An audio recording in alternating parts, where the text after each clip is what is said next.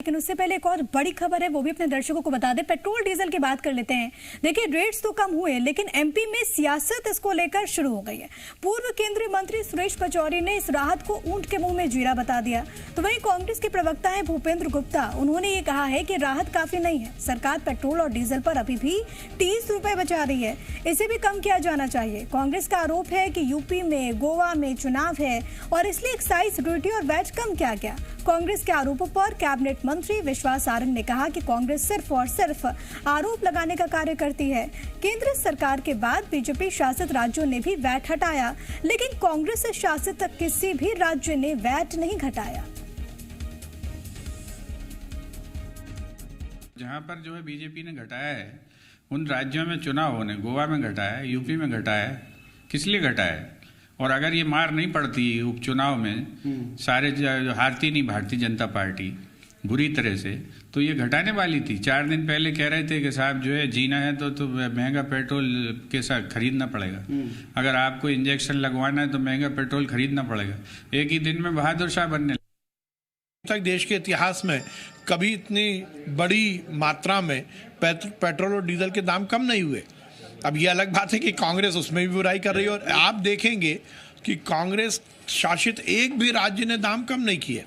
केंद्र सरकार ने दाम कम किए और फिर राज्यों से कहा कि यदि आप चाहो तो अपना वेट भी कम कर सकते हो।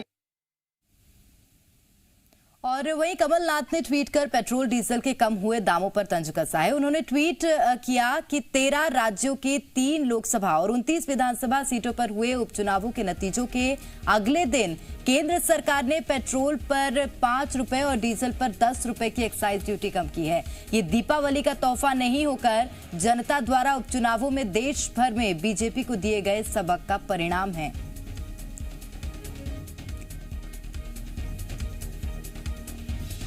पूर्व मुख्यमंत्री कमलनाथ ने ट्वीट किया है और निशाना साधा है केंद्र सरकार पर भी, राज्य सरकार पर भी। तो प्रिया, अपडेट ले लेते हैं। हमारे साथ आकाश लगातार भोपाल से लाइव जुड़े हुए हैं। आकाश, कैसे देखते हैं, जैसे ही पेट्रोल और डीजल के दाम कम हुए तो मध्य प्रदेश में भी अब सियासत तेज हो गई है, और जिस तरह से पीसीसी चीफ का बयान सामने आया है, आरोप लगाया उन्होंने कि जिस उपचुनावों में जनता ने सबक सिखाया, उसी का नतीजा है कि पेट्रोल डीजल के दाम कम हुए हैं।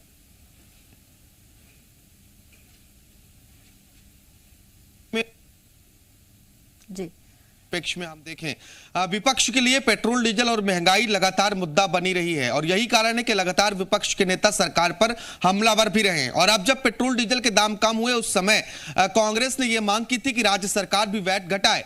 मध्य प्रदेश कांग्रेस ने यह कहा था करीब 20 रुपए का वैट जो है वो घटाया जाना चाहिए, लेकिन सरकार ने बाद में राहत दी, और थोड़ी राहत जरूर दी। इसके बाद भी जुबानी जंग तेज हुई, चूंकि पेट्रोल डीजल सियासी मुद्दा रहा है, उपचुनाव का मुद्दा रहा है, तो ऐसे में कांग्रेस अभी भी पीछे हटना नहीं चाहती है। कांग्रेस का यह कहना है कि ये राहत काफी नहीं है, ये ऊंट के मुंह में जीरा है। पूर्व मुख्यमंत्री कमलनाथ तो ये कह रहे हैं कि जो उपचुनाव के नतीजे सामने आए हैं वो जनता द्वारा दिए गए करारे जवाब का नतीजा है कि सरकार को पेट्रोल डीजल के दाम कम करने पड़े। क्योंकि लगातार हम देखें तो पिछले कई महीनों में पेट्रोल डीजल को लेकर विपक्ष के नाम पर यहां पर सिर्फ कांग्रेस ही है मध्य प्रदेश में, और कांग्रेस ने कई जगहों पर बड़े प्रदर्शन किए, बड़े आंदोलन किए गए।